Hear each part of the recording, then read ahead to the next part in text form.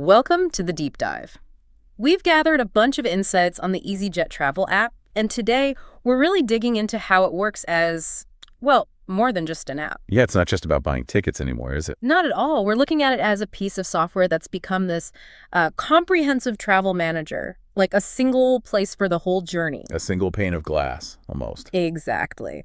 So our mission for you, listening, is to really get the advantages this all-in-one approach offers. We want to go beyond just listing features and think about why this consolidation is so, well, crucial for people who travel a lot these days. What's fascinating here, I think, is how it directly tackles that feeling of being overloaded with information. Right. Travel used to mean juggling confirmation emails, different vendor documents, printouts, checking airport screens constantly. Oh, yeah, the stress. This app aims to pull it all together around 5 main things, which we can use as a sort of framework: search, book, check in, manage, and track. It basically puts the traveler more in control. Okay, let's unpack that.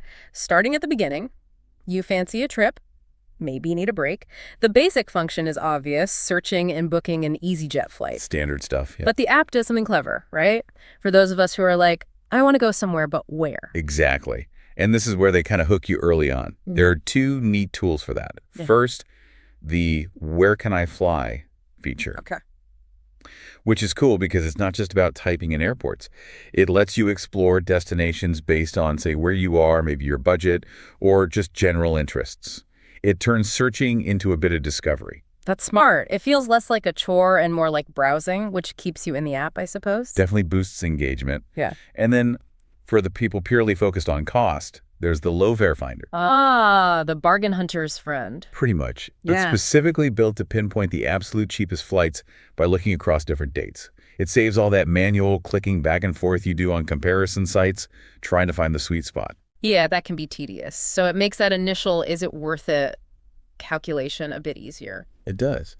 And once you've actually booked the flight, the book part is done, the app sort of shifts gears. It stops being just a flight tool and starts becoming more of a complete travel hub by adding ground stuff. Right, the travel extras. And there's quite a lot you can add on. Hotels, car rentals, travel insurance. It seems like they want you to book everything through them. They do, and it's seamless, supposedly, within the app. But what I think is really strategic is focusing on the airport bits. Booking your airport parking and transfers right there. That's a good point, because hopping between websites for parking, then transfers, then maybe insurance, it takes time. And that convenience isn't just a nice little add-on. It's a calculated move. By keeping you inside the EasyJet app to book a car or hotel, they capture money that might otherwise go to, Expedia or Booking.com. The OTAs. So you get simplicity, or perceived simplicity, Yeah. and EasyJet gets more ancillary revenue. Makes sense. But is the price competitive? Like, if I always use a specific car rental comparison site, is the convenience enough to make me book it via EasyJet instead? That's the question, isn't it? It absolutely is. Yeah. And the thinking is, for many people, reducing that friction, that hassle, is worth maybe not saving the absolute last penny. Especially when all the confirmations then live in that one single app. Which brings us nicely to the next big function. Manage. Okay, so we've searched, we've booked, now things get real, planning starts. Exactly. And the power here is that centralization you mentioned. Every EasyJet booking you've made is just there, not lost in your email. Thank goodness for that. So the whole pre-flight prep phase, like putting your passport details or whatever, it's all ready to go. And that includes the check-in itself, doing it online through the app. Yep, the entire online check-in process. Yeah. Which is pretty much Yeah. essential now if you want to avoid queues. Yeah. And crucial to this manage section is flexibility. If we connect this to the bigger picture, being able to see and, importantly, change your booking instantly is, well, empowering. How so? What kind of changes? Well, let's say your plans shift a week out. In the app, you could potentially change flight dates or times. You can pick specific seats, handle your luggage. Luggage is a big one, adding bags later on. Yeah, adding hold luggage, checking your cabin bag allowance, even adding sports equipment if you need to. It's all managed there.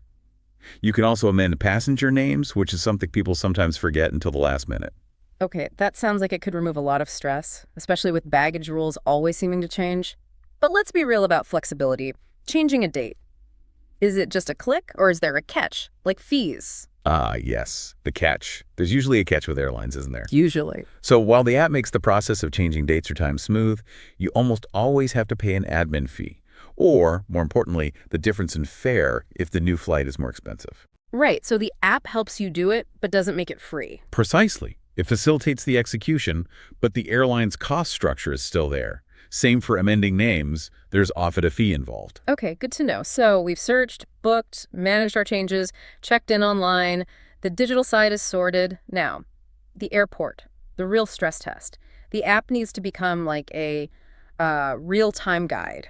This is where the track function really comes into its own, alongside that check-in part, the absolute key feature, the mobile boarding pass. No more paper printouts. Exactly.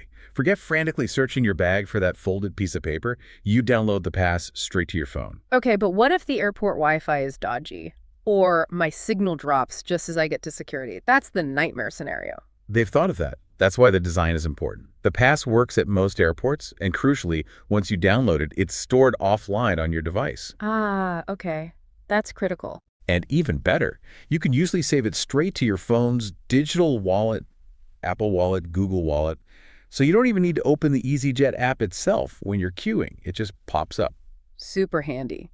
Now here's where it gets really interesting for me. Handling the chaos. The delays, the gate changes. That's when airport anxiety spikes. And the flight tracker is designed to be the antidote to that. It gives you real-time info on where the plane actually is and the latest kind of confirmed arrival and departure times. So it's pulling in live data, maybe like Flight Radar 24 or something similar? Potentially, or using their own systems. But the point is, it aims to be the single source of truth from the airline itself. You're supposed to trust it more than maybe the airport screens, which can lag sometimes. That trust is key, though. Yeah. How quick is it? If they announce a gate change over the tannoy, does the app update instantly? Because honestly, sometimes I still pull up a separate flight tracking app just to double check. That's a fair point, and that skepticism is understandable. But the system tries to overcome that with specific, real-time updates. These are push notifications Ah, okay. sent directly to your phone for the really critical stuff, like your gate is now 42B, or, and this is a good one, telling you which baggage belt your luggage will be on when you land. Oh, the baggage belt notification. That's brilliant. Isn't it? Saves that awkward huddle around the screen, squinting at tiny text while everyone else pushes past. A simple notification saying, belt 4, that's genuinely useful stress reduction. It's kind of the final piece of making the arrival smooth. Yeah. And speaking of smoothing things out on the day, there's one more bit of flexibility, mainly for the return journey. You mean getting an earlier flight back if you're ready early? Exactly, the earlier flight change option. Yeah. If you get to the airport way ahead of your scheduled return flight, maybe you checked out of the hotel quickly, traffic was good, the app lets you check if there's space on an earlier flight going back home the same day. And you can actually change it right there in the app. Yep. You check availability, confirm the change, and pay the small fee, all within the app. No need to go queue at a desk. So it's not just like asking nicely at the gate for standby. It's a proper managed transaction for same-day changes. That gives you real control, even when you're already at the airport. It does. So what does this all mean? I mean, it seems the EasyJet app is really trying to be this master connector. It links up all those core things: search, book, check-in, manage, and track in one place. Yeah, a unified interface. Taking you from just dreaming about a holiday through booking it, sorting out your bags, checking in, and even finding your luggage at the other end. And the key value, if we're analyzing it, is really about fostering autonomy and, frankly, brand loyalty. By putting everything in one place, it reduces your need to look elsewhere. Less decision fatigue, maybe? Exactly. Less reliance on other websites, less need to call customer service, hopefully. Yeah. They've taken what can be a really fragmented, stressful process and tried to make it one single digital journey. And, they keep you within their world for potentially spending more money, too. On those extras, yeah. It's a powerful shift, putting a lot of control, or the feeling of control, into the traveler's phone. Definitely. Which leads to a final thought for you to ponder.